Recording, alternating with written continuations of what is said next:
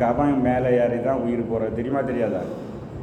பித்த வர்மம்னா பைத்தியம் பிடிச்ச மாதிரி பேசிகிட்டு இருப்பான். அவனை கொண்டு மென்டல் ஹாஸ்பிட்டலில் சேர்த்து கூட நீங்கள் கரெக்ட் பண்ணிக்கலாம். மற்றவன் வாத வர்மம்னா கையை காலை பட்டு இழுத்துருக்கான், சாக மாட்டான். அதை கூட்டிகிட்டு போய் ஏதாவது ரொம்ப டைம் இருக்குது, உங்களுக்கு ஹீலிங் பண்ண டைம் இருக்குது. இந்த கப வர்மம் தான் உயிரை போக்கக்கூடிய வர்மம். அதனால் கபம் யமன்னு சொல்லுவாங்க. ஏன்னா கபம் என்னது? யமன். வாசி யோகாவில் சொல்லுவோம், வாசி வாத்தியார் சொல்லுவார், கபம் கோலை யமன். அதனால் அதை குறைக்கணும். அதை குறைக்கணும்னா உங்களுக்கு நார்மலாக இருந்தால் குறைக்கக்கூடாது, அதிகமாக இருந்தால் தான் குறைக்கணும். எல்லோரும் சாப்பிட்டு கீழே போயிட்டாலும் நோய் வந்துடும், 15 நோய். சரி, இந்த கபவர்மம் தான் உயிரை எடுக்கும்னு உள்ள ஞாபகம் வச்சுருங்க. அது எப்போ எடுக்கும்? கபம் கபம் ஏது நாடி வழியாட்டு ஏறும்? கபம் ஏது நாடி வழியாக ஏறும்? எழுதிருங்க, டைம் வேஸ்ட் பண்ணாண்டாம்.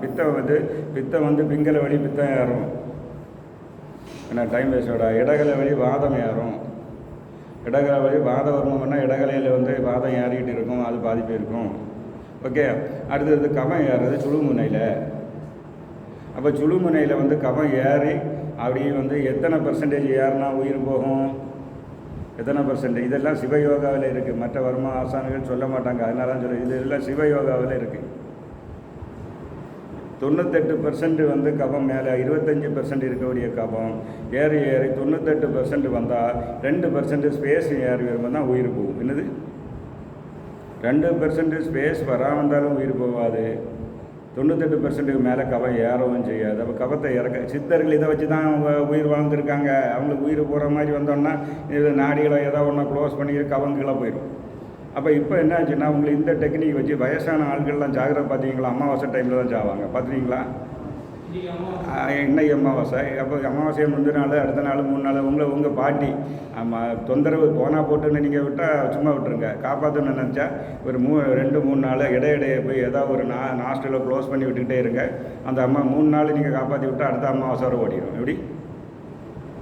இது நான் டெக்னிக் பயன்படுத்தி நிறைய பேருக்கு டெஸ்ட் பண்ணி ப்ரூவ் பண்ணியாச்சு. ஓகே, அப்போ கபம் ஏறினா தான் உயிர் போகும். அது 98% வந்தால் தான் உயிர் போகும். அதில் 2% ஸ்பேஸ் ஏறினா தான் உயிர் போகும்.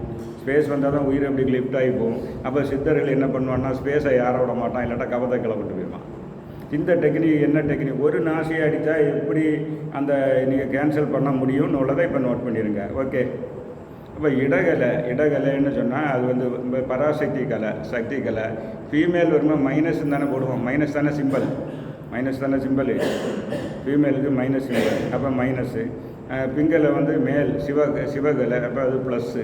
அப்போ மைனஸ் -1, அப்புறம் +1. ஓகே, ஆனால் சுஷும்னா என்னது? 0. என்னது? 0. சுஷும்னா 0ல் இருந்தால் தான் கபம் ஏறும். இப்போ சுசுனா எப்படி 0 ஆகும்? வாதம் பித்தம் சமநிலைப்பட்டால் தான் ஏறும், சரிதானா? -1 ப்ளஸ் -2 டோட்டல் பண்ணால் 0. உங்கள் பிங்கலையில் 50 இருக்குது, சுசும்னா இது இடகலையில் 50 வந்தால் தான் சுழுமுனை 0 ஆகும். 0 ஆனால் தான் கபம் மேலே ஏறும். என்னது?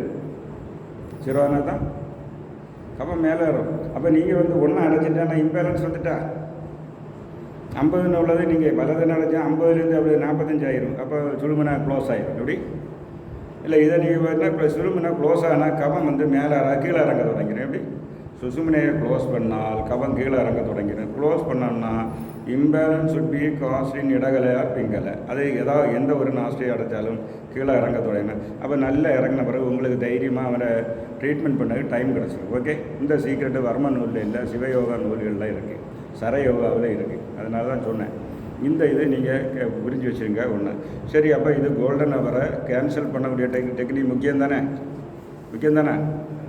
அதான் நீங்கள் ஒரு ரோட்டு சைடு ஒருத்தன் ஆக்சிடென்ட் என்ன ஒன்று வாங்கி கிடந்தால் கூட பண்ணலாம் இல்லை, அது நீங்கள் அது பண்ணிக்கலாம்.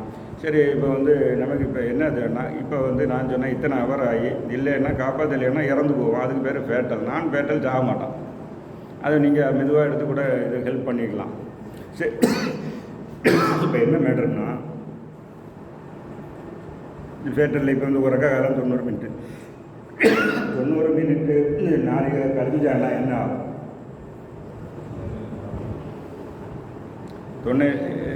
தண்ணி எடுத்துட்டு 90 இல்லை, அதாவது 90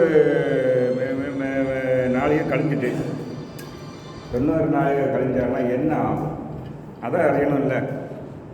சிறந்த கால வர்ப்பத்தில் அது பண்ணோன்னா இறந்துருவாங்க. இதுக்கு 90 நாழிகை கழிஞ்சால் என்ன ஆகும் அதுதான் வேணும். என்ன ஆகும் சொல்லுங்கள். இதெல்லாம் தான் முக்கியம். உறக்க காலம் அந்த விரலை குத்துனா அதெல்லாம் நீங்கள் செய்தால் நீங்கள் மாட்டிடுவீங்க. 90 நாழிகை கழிஞ்சால் கோமாவுக்கு போயிடுவான். என்னது இதுதான் முக்கியம். கோமா 3 கோமா பேசிட்டு நான் வந்து காப்பாற்றி விட்டுருங்க. என்னது 90 நாழிகை கழிந்தால் காப்பாற்றலைன்னா கோமாவுக்கு போயிடுவான். என்னது கோமாவுக்கு போயிடுவான். நீண்ட உறக்கம்னா கோமாவுக்கு போயிடுவான். இது எனக்கு என்னாச்சுன்னா ப்ராக்டிக்கலாக நான் 3 பேரை காப்பாற்றி விட்டுருங்க. என்னன்னா முதல்ல வைக்கத்தில் ஒரு ஆள், அவர் பையன் நாடக ஸ்டூடெண்ட்டு, அப்பா கோமாவில் படுத்திருக்காரு அப்படின்னா நேற்றைக்கு நீங்கள் பார்த்தீங்கன்னா அங்கே இருக்குது இங்கே இருக்குது. இந்த இதில் நீங்கள் வந்து இந்த வர்மா டச் பண்ணால் இந்த பகுதி, இந்த விரலுக்கு இந்த பகுதியை வந்து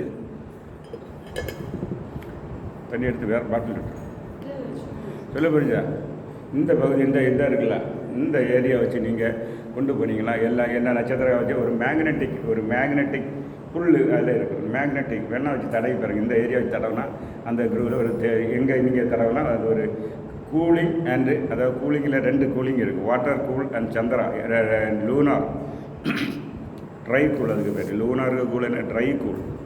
இங்கே தண்ணிக்கு உள்ள காலை விட்டால் கூல், அது வாட்டர் கூல். நிலா சோறு சாப்பிட்றாங்கல்ல அது வந்து ட்ரை கூல். புரிஞ்சுதா? அப்போ அது கிளாசிஃபிகேஷன் அப்படி பண்ணி வச்சுருக்கேன். அப்போ வந்து என்ன ஆச்சுன்னா உங்களுக்கு இந்த இது அப்போ இவன்